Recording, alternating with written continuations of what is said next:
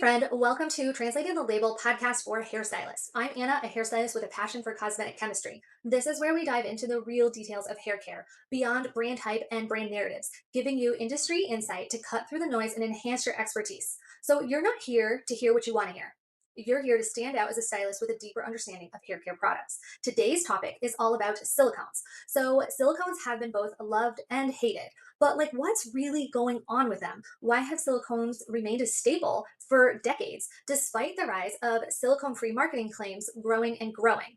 So, what are all of these benefits that silicones are providing? Now, silicones are primarily a conditioning ingredient, although they can be used for other reasons. So, the conditioning benefits that we are going to get from silicones are going to be things like they give the hair slip, they give us that nice, soft, silky feeling that we all know and love, they give us color protection, heat protection, humidity protection, as well as protecting our hair from the friction it encounters all the time, from like pillows, clothing, hats, as well as other hair strands.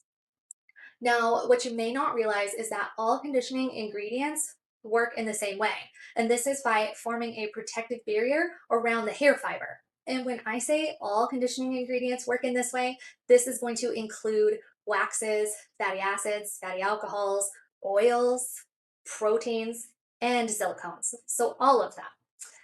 And I don't know about you, but I have always been under the impression that that barrier around the hair that silicone provides was a negative thing. I also was under the impression that that was unique to silicones, right? All of the education that I had taken to make sure that I understood why I was using, a conditioning product, whether that be a rinse off or a leave on, and they would understand that I was educated on the benefits, but nobody was educating me on how the ingredients actually work, like what it did. So they were leaving out that crucial piece of the information, whereas all conditioning ingredients form a barrier around the hair, and that's how they provide all of the benefits. So another really interesting thing that I wanted to share with you guys is that with the rise of silicone free, claims in the past what is it, like 15 years or so, a lot of research and development has been put into creating silicone alternatives. And our raw material suppliers have been very successful with creating and providing brands with silicone alternative ingredients. However, what I've heard, just like inside of the industry, is the issue with the silicone alternatives is that they never perform quite as well as traditional silicones. And this is one of the reasons why we've never been able to fully get away from using silicones. It's just because their performance is so good and it's just been that hard to match. And a lot of times when I'm looking into products and the ingredients that are in them, sometimes I will come across an alternative silicone and I usually get very excited, like, oh, look at that. But then I will also notice that there is a traditional silicone paired with it. And this is one way for brands to be able to say, like, oh, hey, we're utilizing the newest, latest, greatest ingredient. Sometimes they'll advertise that it's a, silicone alternative. Sometimes they won't. So it's a way of being able to advertise or highlight an ingredient, but by also pairing it with like a traditional silicone, they're not sacrificing any of the performance, which performance is a really big deal. It's like performance is king. Okay. Now, when anytime that a poll has been run on consumers to see what benefits they like most about a conditioning product, consumers always respond with answers that relate directly back to silicones. Again, making it so hard for us to fully get away from silicones. And just a quick side note, if you're watching this, I'm totally scrolling through some notes right now. So if you see me looking away, that's why I won't be able to stay on track. I don't have my notes. All right, so another point that I wanted to touch upon with silicones is that we often think of them as a very, let's say, narrow, small category of ingredients, when actually the opposite is true. Silicones are a very large class of molecules. And one of the reasons that cosmetic chemists have always, and brands, have always favored them is because silicones have been made and tailored to perform very specific benefits and functions on the hair. And this is part of the reason why the alternatives aren't quite matching up because they can't quite tailor them the same way, right? To do the exact same things. And just to give you Some examples of how silicones can vary, and just like, they are such a large class of molecules. But you can make silicones that allow water to flow through them. So we do have silicones that allow penetration straight through so that the like water, for example, can reach the hair shaft, right? And this would make it ideal for curly products. We also have other silicones that evaporate off the hair, and these silicones are usually utilized to help with like spreadability. It'll help you spread the product, and then you don't necessarily need that silicone, so it just evaporates away. We also, of course, as we are all very well aware, have silicones that block water and prevent it from penetrating, to the hair. And these types of silicones are ideal for humidity protection.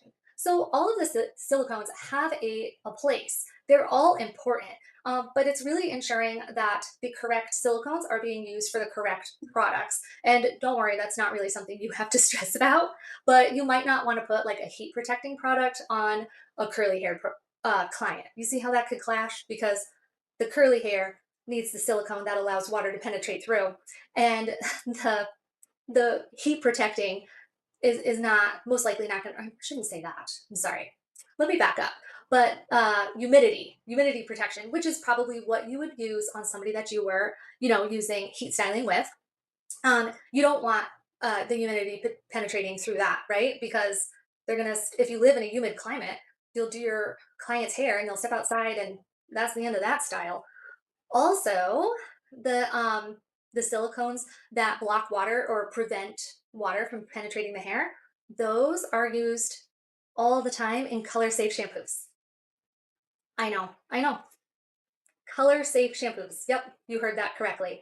So, most stylists don't realize that adding silicones to a shampoo is the most popular way to ensure a color safe shampoo is color safe. And we'll probably dive into that subject on a future episode because that is definitely something that deserves its own episode. But yes, now most silicones are also designed to wash off the hair with one shampoo, just one. And the reason being is that brands don't want to sell us products that last for extended periods of time. Because if you only had to use conditioner, like, I don't know, once a month, or a leave in conditioner once a month, that's really not good for their bottom line. Like, they want to sell us products that we have to reapply. It's like, if you think about it, a lot of the shampoos, whether it be over the counter or professional hair care or professional, you know, lines, will say safe for use every day. They're saying that because they want to encourage people to wash their hair every day. Because if you wash your hair every day, you're also going to use conditioner every day, which means you're most likely also using a leave-in conditioner every day, as well as any other styling products that you use. And again, the more sales, the better for their bottom line. We all know that the cosmetics industry is a multi-billion-dollar industry. Now, you can choose whether you want to use silicone products or silicone free products in your salon or your suite or whatever. If high performing products is one of your values and you're worried about how you would be able to tackle client questions because you're introducing a professional hair care line that doesn't advertise it's silicone free, or maybe you notice there was silicones in the ingredients list, it's okay. What I highly suggest you do is actually reach out to the brand directly. They usually respond pretty quickly. And then you could ask them questions. For example, you could ask them, like, hey, do you use good quality silicones? Will your silicones wash off with one shampoo? Will your silicones interfere with color applications? And they are most likely going to come back and say, oh, of course, our silicones are great. They wash off with one shampoo. And no, they're definitely not going to interfere with your color applications. And once you have this response, I mean, we already know what the response is going to be going into it, but then you can like explain that to your clients that you have done your due diligence, and that is only going to give them more confidence in you as a stylist, that you knew what questions to ask and you took the time to do it. Also, going to really solidify that you want to ensure that you're providing your clients with the best performing products that you can find. So I hope that that was helpful. As always, reach out with any questions you may have. Let me know if there's anything you want to hear next. And I do like to always quickly point out that the true experts when it comes to this stuff are the cosmetic chemists themselves. If you would like to see any of um, the background on where I get all of my information, visit the website, the resource hub. that has a bunch of information about what I've done and where I go to learn everything that I have learned and I am sharing with you. All right, I will see you next time.